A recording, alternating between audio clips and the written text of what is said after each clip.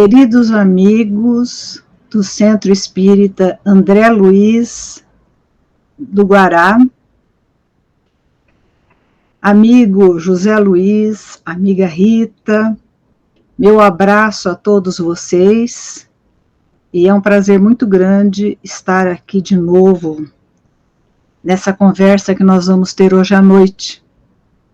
Eu estou na cidade de São Paulo, onde eu resido, e vocês podem ver pela minha roupa que aqui está fazendo a noite mais fria deste ano de 2024.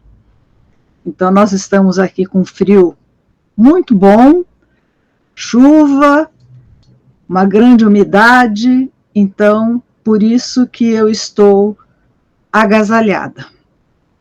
Eu sei que Brasília é aquela terra querida onde o sol é forte, mas as noites são mais amenas. E o período que aí moramos, fizemos grandes amigos e continuamos fazendo, mesmo daqui de São Paulo. O tema que nós vamos falar na noite de hoje é Bem-aventurados os brandos e pacíficos, que é daquele sermão do monte em que Jesus deixou o roteiro para a nossa caminhada. Então nós temos que lembrar que nós somos espíritos criados simples e ignorantes e que Deus nos aqueceu com 3 potencialidades: a vontade, o sentimento e o pensamento. E durante toda a nossa trajetória evolutiva, até nós atingirmos a nossa condição de espíritos puros, nós vamos ter que trabalhar para o desenvolvimento dessas 3 potencialidades. Porque pela vontade nós vamos acionando o sentimento e o pensamento. E já é dito e sabido que nós temos 2 asas para a nossa evolução, que uma asa é o amor e a outra asa é a inteligência, é o pensamento, e que só quando essas 2 asas estiverem equilibradas, nós teremos condições de alçar o voo que nós tantos almejamos e para o qual nós fomos criados. Então, o nosso trabalho enquanto espírito encarnado e mesmo desencarnado é acionar essas 3 potencialidades. E Jesus, quando veio até nós, ele veio como aquele irmão mais velho, aquele irmão que já atingiu a categoria de espíritos puros, nos ensinar o que é que devemos fazer para caminharmos o mais rapidamente possível ou de uma forma mais eficiente rumo ao estado em que Jesus está e que ele disse que está nos aguardando. Então, a nossa tarefa como espíritas é entendermos o porquê estamos aqui, de onde viemos, para onde vamos, e qual é o trabalho que nós temos a desenvolver para a nossa melhoria e a melhoria dos nossos semelhantes. E essas questões sempre foram suscitadas pelos diversos pensadores, mas com os ensinamentos ofertados pelos espíritos e que se encontram na codificação kardeciana, nós temos respostas para todas essas indagações. Quem somos nós? Espíritos criados por Deus, simples e ignorantes, com uma trajetória a ser percorrida no nosso processo evolutivo. De onde viemos? Nós não sabemos exatamente, mas sabemos que viemos de processos reencarnatórios inúmeros. Pode ser centenas de vezes que já reencarnamos e que hoje estamos aqui no planeta Terra. E para onde vamos vai depender do que nós fizermos no presente momento. O nosso passado é o guia para o nosso presente. E o futuro vai depender do que fazemos neste momento. Então, a espiritualidade nos deu as respostas, os caminhos necessários para a compreensão desses momentos que nós estamos vivenciando, que são momentos desafiadores, são momentos difíceis, porque Jesus disse: o joio e o trigo crescerão juntos, mas na hora da colheita, o joio será colocado para ser queimado e o trigo para fazer a alimentação de que o ser humano precisa. Então nós crescemos juntos e agora está o momento da colheita. Então agora é o momento daquela seleção. Quem trabalhou para desenvolver as suas potencialidades, para caminhar no rumo que Jesus nos ensinou, ele vai ter aquele destino de servir de alimento, não só alimento para o corpo, alimento para o espírito, para todos aqueles que necessitam de ouvir esses ensinamentos. E Jesus veio nos dar este roteiro. Então, nós precisamos simplesmente seguir a sua orientação. Muitos vão dizer, é difícil? Sim, é extremamente difícil. Jesus não disse que seria fácil. Ele disse que era o caminho que nós deveríamos seguir. E ele mostrou que ele mesmo, sendo um espírito puro, perfeito, acabou sendo crucificado pelo egoísmo, pela vaidade, pelo orgulho, pela falta de conhecimento do ser humano, no qual ele encarnou naquele momento. Então ele sofreu todas as injúrias.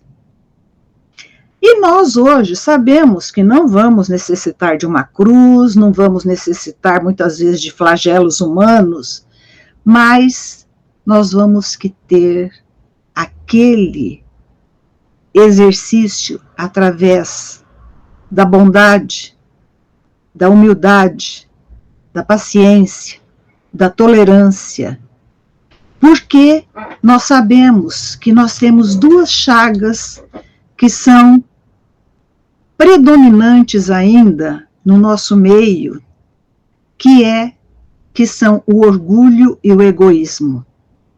Essas duas chagas da humanidade é que ainda entravam o nosso caminhar. E é contra elas que nós temos que trabalhar para debelar o orgulho e o egoísmo que ainda trazemos dentro de nós. Porque é um caminho que nós já percorremos. Então ele é conhecido. Mas que nós precisamos agora mudar. E por ser um caminho conhecido, ele se torna mais fácil. E daí está o desafio que Jesus disse que nós temos que superar. É ir para o caminho desconhecido, da humildade, da brandura, do equilíbrio espiritual, do desenvolvimento do nosso amor enquanto sentimento, da nossa inteligência enquanto razão. E só no convívio com os nossos semelhantes é que nós vamos ter condição de trabalhar essas potencialidades e lutar contra essas duas chagas que ainda se interpõem em nosso caminho evolutivo. Então, para exemplificar uma vida dedicada a melhorar a vida dos semelhantes, nós vamos contar uma historieta, não historieta no sentido de que ela é menos importante. ela é extremamente importante, porque é a história, eu até me corrijo, é a história da vida de George Washington Carver. A história deste senhor está escrita num pequeno livro chamado O Pequeno Laboratório de Deus, de autoria de Hermínio Correia de Miranda. Eu falo que é um pequeno livro porque não é um livro muito grosso, e é uma história cativante desse senhor, George Washington Carver.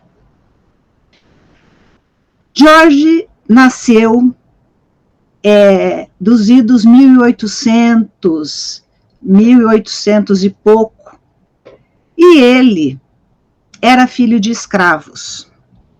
E ele nasceu na parte sul dos Estados Unidos, onde o regime escravocrata era muito intenso e era uma guerra entre brancos e negros.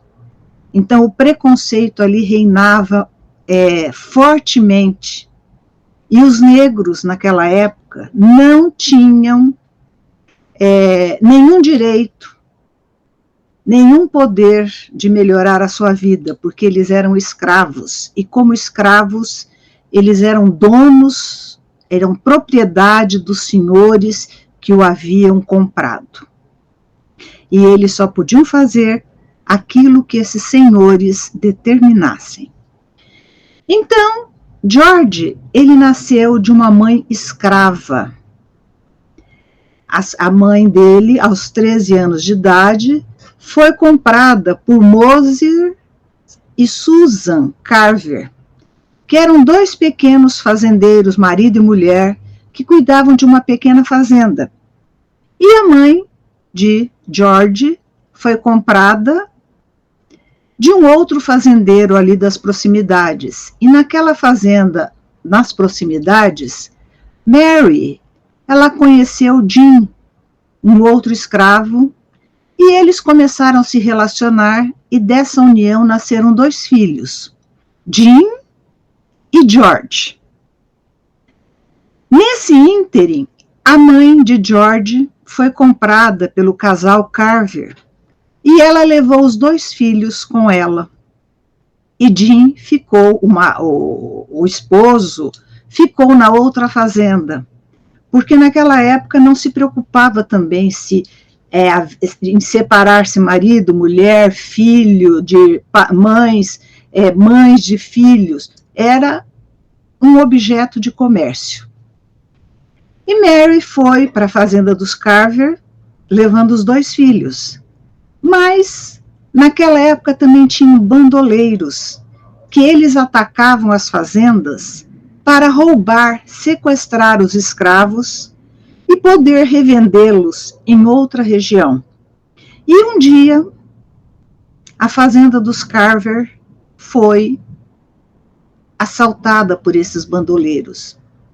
E o dono da fazenda, o Moses Carver, ele só teve tempo de gritar para Mary se esconder, porque os bandoleiros estavam chegando. E Moses pegou o Jim, o filho mais velho, e a Mary ficou com o filho caçula. E ele levou o Jim para o meio do mato e pediu que Mary fugisse, mas ela não conseguiu fugir, e os bandoleiros a levaram. Moses procurou muito a Mary, e depois de algum tempo, ele conseguiu, doando um cavalo, que o pequeno George fosse entregue a ele. Mas nunca mais ele teve notícias da Mary.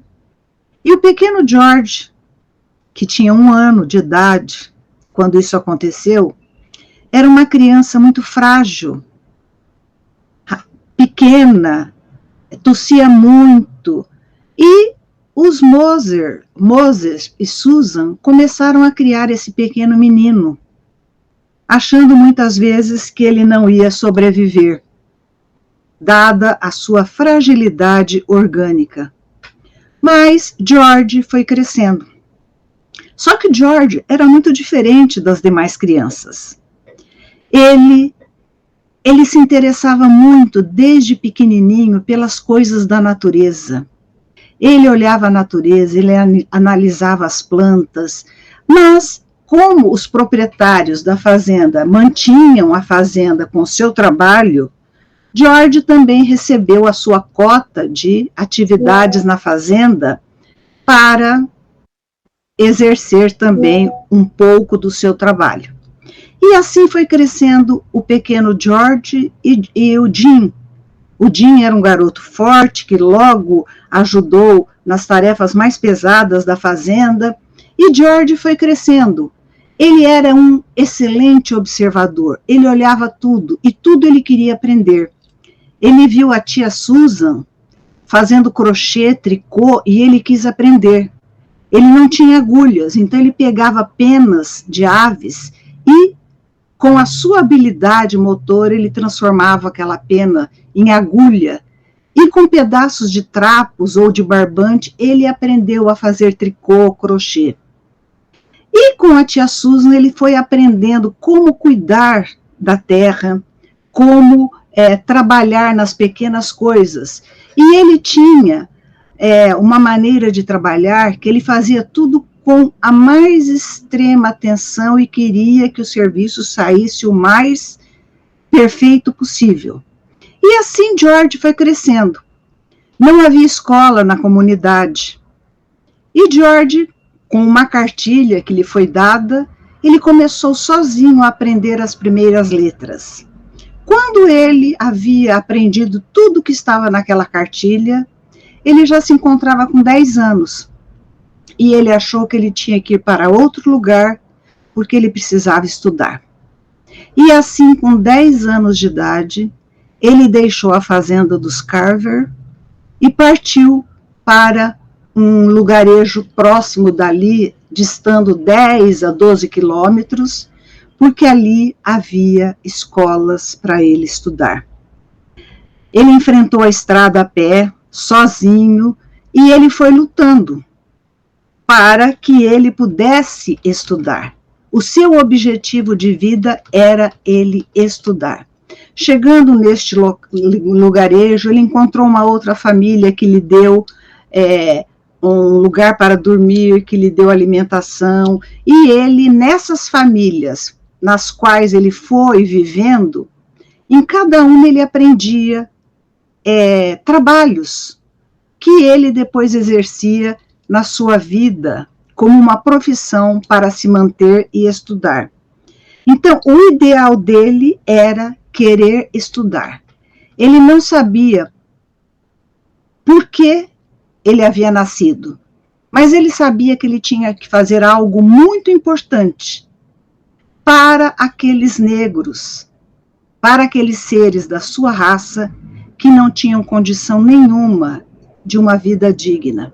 E esse ideal, essa vontade, fez com que ele vencesse todas as limitações e fosse indo de lugar em lugar onde ele pudesse aprimorar os seus estudos. E ele o fez com um grande sacrifício, sempre trabalhando e sempre juntando dinheiro para que ele pudesse estudar e pagar um pouco dos seus estudos.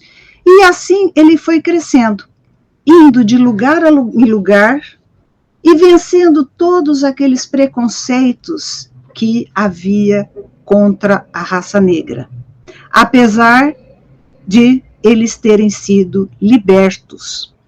Mas os negros não sabiam fazer outra coisa a não ser cuidar de uma plantação de algodão, onde eles plantavam, colhiam, adubavam a terra, plantavam de novo. Então era a única coisa que eles sabiam fazer. E o pequeno George, quando começou a estudar, ele precisava dar um sobrenome. Então ele resolveu homenagear o primeiro casal que o acolheu, os Carver. Então ele colocou George Carver, era o seu nome. George, nessa altura, já estava com 13 anos.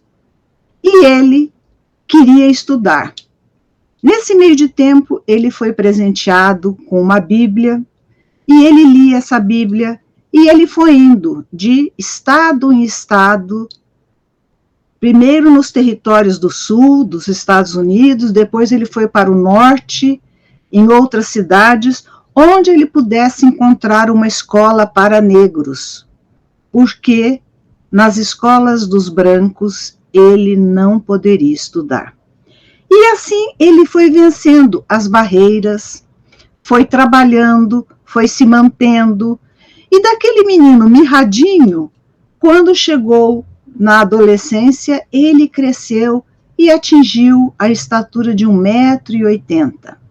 Mas ele continuava magro, ele continuava franzino, assim, em termos de musculatura do corpo, mas ele continuava com aquele olhar sereno, com aquela sua vontade imensa de ajudar, de melhorar a sua vida e daqueles seus semelhantes. E George foi indo até que ele chegou numa cidade onde lhe indicaram uma escola de artes, porque ele gostava de pintar. E ele matriculou-se nessa escola. Só que a professora falava para ele: é melhor você procurar uma outra escola com outro tipo de ensino para que você tenha conhecimentos que possam ajudá-lo na sua sobrevivência.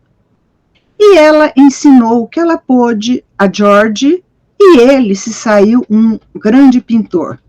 Mas ela sempre falava: você tem que procurar algum curso que lhe traga um conhecimento que você possa sustentar-se. E aí ela entrou em contato com o seu pai, que morava numa outra cidade, e que ele ensinava botânica. E George foi para lá e começou a estudar agricultura, botânica, e ele viu que aquilo era o que ele gostava de fazer, que aquilo Deus agora havia mostrado o que realmente ele estaria como trabalho nessa existência. Então ele foi para o Colégio Estadual de Agricultura de Iowa, e lá ele fez todo o curso. Com 27 anos, George entrou na Faculdade de Agricultura. Com muito sacrifício, era uma faculdade de brancos, mas permitiram que ele estudasse. E o preconceito naquela época era muito grande. Então, George não podia comer no refeitório que os demais alunos brancos comiam, ele não podia beber água nos bebedouros da escola, tinha que ser em vasilhas situadas no porão da escola. Então ele tinha toda essa restrição a pessoas de pele negra, mas isso não o importava. E ele foi trabalhando, ele fazendo faxinas, porque ele aprendeu a fazer faxinas, ele aprendeu a lavar e passar roupas, ele aprendeu a cozinhar, e tudo ele fazia com uma extrema perfeição. E fazendo esse tipo de atividade, ele ia conseguindo dinheiro, ia conseguindo pagar os seus estudos, até que ele concluiu o curso. Mas a essa época, apareceu um outro George Carver. Então, o nosso George teve que botar o nome de George Washington Carver, para ele se diferenciar de um outro George que tinha o mesmo nome. Então agora ele disse: agora eu sei quais os planos que Deus tinha para comigo. É nessa área da agricultura, é nessa área de estudar as plantas, as suas doenças, como melhorar o solo para ter uma produção mais eficiente, que eu vou ter que trabalhar. E assim ele foi, sempre com aquela sua humildade, sempre disposto a trabalhar intensamente, e ele foi fazendo amigos. E foi nessa faculdade que os amigos lhe deram um terno de presente, porque George não tinha terno. Deram assim, de uma forma em que ele relutava, ele não gostava de ganhar presentes. E os amigos, assim, de uma forma carinhosa, fez com que ele aceitasse um terno e um par de sapatos.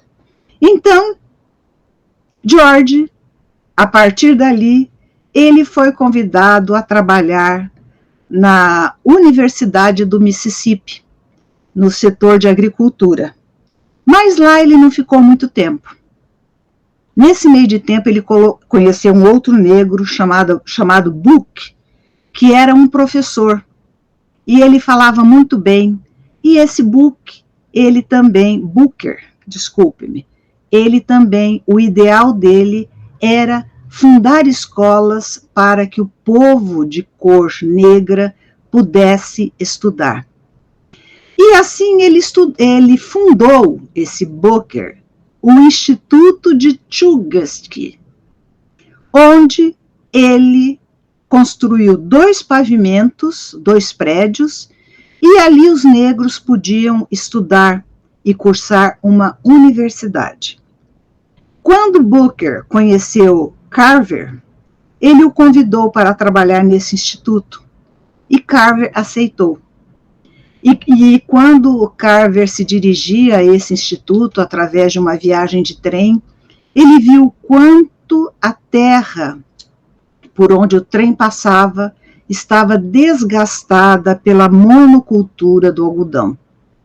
E observando, ele começou a ver que ele tinha muito trabalho a fazer no intuito de dar condições melhores de vida ao seu povo.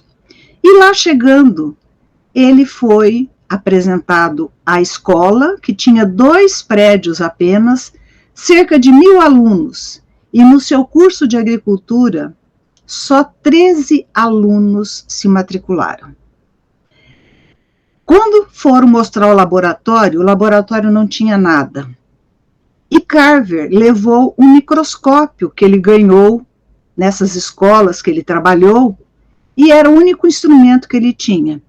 Então, junto com esses 13 alunos, ele começou a montar o seu laboratório. Ele usava garrafas cortadas, pedaços de arame, pedaços de pedra, latinhas que ele furava minuciosamente para servirem de peneira. Então, ele foi construindo, montando esse laboratório, equipando esse laboratório com aquilo que ele tinha à sua disposição. E ele tinha uma habilidade manual incrível, porque tudo ele transformava num objeto útil. E assim ele foi trabalhando junto com Booker, que ia divulgando o seu trabalho enquanto George Carver ficava no seu laboratório pesquisando. E ele tornou-se um dos maiores pesquisadores de plantas, de algodão, para a melhoria do rendimento das lavouras. Ele foi um grande pesquisador do amendoim, e do amendoim ele descobriu centenas, mais de 350 substâncias que ele conseguiu extrair do amendoim, como tintas, como manteiga, leite, borracha, detergente, álcool. Então, ele trabalhava com as plantas. Ele falava que no laboratório ele decompunha as plantas, decompunha, por exemplo, o amendoim, e dessa decomposição ele ia misturando os componentes que ele ia encontrando, mantendo as condições de temperatura, de pressão, de compatibilidade dessas substâncias, e nessas novas substâncias que ele ia misturando, ele ia descobrindo novas propriedades e materiais que provinham do amendoim, da batata doce, na qual ele extraiu o azul índigo, que é o azul que foi colocado nas calças jeans. Porque antes dessa descoberta do azul índigo, não existia calça jeans. E George foi trabalhando no seu laboratório. E qual era o objetivo dele?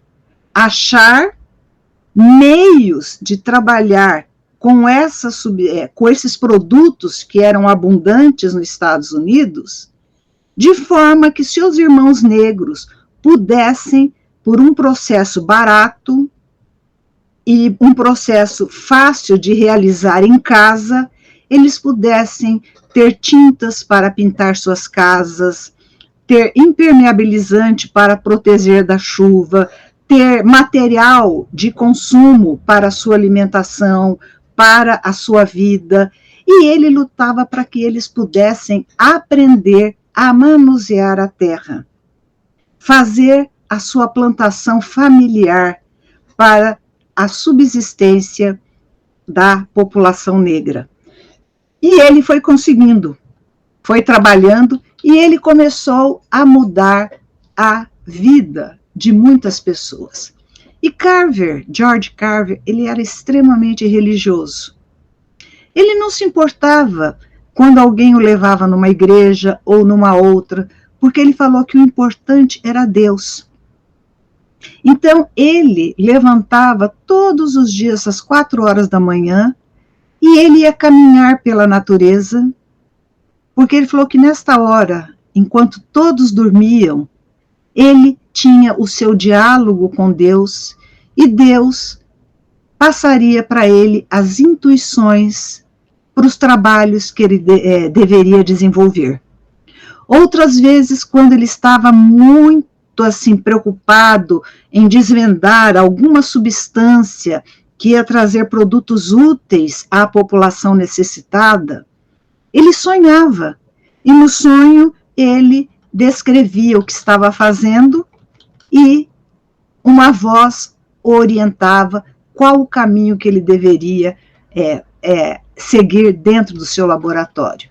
Então, aquele laboratório que ele trabalhava era o pequeno laboratório de Deus, onde ali ele conseguiu descobrir coisas inusitadas a partir do algodão, da semente do algodão, do amendoim, da batata doce, que eram produtos baratos e de fácil cultivo e que propiciava aquela renovação de cultura de que a terra necessitava para descansar, se oxigenar e produzir mais quantidade de alimentos. Então, para Carver, naquela época já tinha aquela discussão de que religião e ciência não podiam caminhar juntas. E ele falava, não, é o contrário. Eu, dentro do meu laboratório, fazendo um trabalho científico, eu caminho junto com Deus, através das intuições que Ele me dá, para que eu possa desenvolver os produtos que eu preciso. E uma vez perguntaram a Carver como que ele orava. E se vocês me permitem, eu vou ler o pequeno trecho dessa resposta que é muito magnífica. Minhas preces parecem mais uma atitude do que qualquer outra coisa. Faço poucas orações com os lábios, mas peço silenciosamente e diariamente ao grande Criador e frequentemente, muitas vezes durante o dia, que me permita falar com Ele, através dos 3 reinos que Ele nos ofertou, o reino animal, vegetal e mineral. Através desses 3 reinos, eu peço a Deus a intuição para que eu possa trabalhar com eles e descobrir por que é que Deus nos deu as plantas, os vegetais, os animais, os minerais. Porque se Deus nos deu isso, alguma utilidade tem para nós, seres humanos. E eu peço a Deus a intuição para descobrir a utilidade desses produtos para a melhoria da condição de vida, tanto dos negros como dos brancos. E ele, nessa conversa, nesse pensamento dentro do laboratório, eu vou pedindo e eu vou recebendo, através das intuições que ele vai me dando para eu descobrir. Então, essa é a maneira que eu oro. Então, vocês vejam a prece que ele fazia através de um trabalho dedicado à melhoria do ser humano.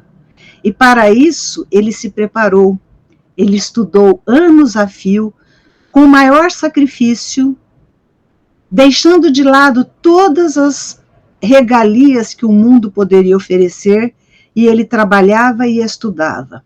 Por isso, nesse pequeno laboratório de Deus, onde Carver trabalhava, não existia livros, porque ele falava que os produtos saíam das pesquisas que ele realizava. Não precisava de livros, porque ele já tinha estudado tudo aquilo que ele precisava para trabalhar em seu laboratório. E a vida dele não foi fácil. Depois de se tornar um eminente pesquisador, recebendo o título de doutor e reconhecido em todos os Estados Unidos pelo trabalho que ele fazia em suas descobertas, Carver continuava não podendo frequentar os lugares que os brancos frequentavam. Quando ele era convidado a fazer alguma palestra e tinha algum banquete antes da sua palestra, ele não podia participar do banquete, porque brancos não se sentavam com negros à mesa. Então ele ficava no seu hotel até o horário da sua palestra, e lá chegando no local, ele não podia entrar, ele mandava um bilhete avisando que ele já estava ali, e eles o conduziam pelas escadarias do fundo do prédio para que chegasse ao local onde ele seria o orador principal a divulgar as suas pesquisas. Uma certa vez, no Mississippi, ele entrou num parque. Ele olhou se havia alguma placa de impedimento e ele não viu, e ele entrou. E quando ele estava olhando as plantas, absorto naquela variedade que ali se encontrava, um guarda chegou muito agressivo, dizendo que ele tinha que ir embora, porque negro não podia entrar num parque público. Quando ele ia caminhar numa calçada, negro tinha que caminhar não rente ao muro, mas sim na sarjeta da calçada, porque rente ao muro só os brancos podiam andar. Então ele olhava tudo aquilo, ele nunca se revoltou. Ele falava que no coração dele e na mente dele não havia espaço para rancor nem ódio, porque ele precisava da sua mente para receber as intuições de Deus. Então ele não guardava o menor ressentimento dentro do seu coração. Certa vez, ele foi de trem a uma cidade onde ele havia sido convidado para expor o resultado de suas pesquisas, e ele tinha uma maletinha muito velha, surrada, e ali dentro ele colocava todos os produtos que ele havia obtido em suas pesquisas para que ele pudesse demonstrar às pessoas o que ele havia obtido de resultado. E quando ele chegou, havia uma recepção muito grande, uma comitiva esperando o Dr. George Washington Carver. E ele desceu do trem e ninguém foi recebê-lo. E uma das pessoas dessa comitiva, após todo mundo descer do trem, falou: olha, o Dr. Carver não veio. Na realidade, ele havia chegado, mas como ele era um negro, com aquele vestindo seu terno que ganhou dos amigos, e com a sua maletinha, ele não foi reconhecido. E ele precisou se apresentar.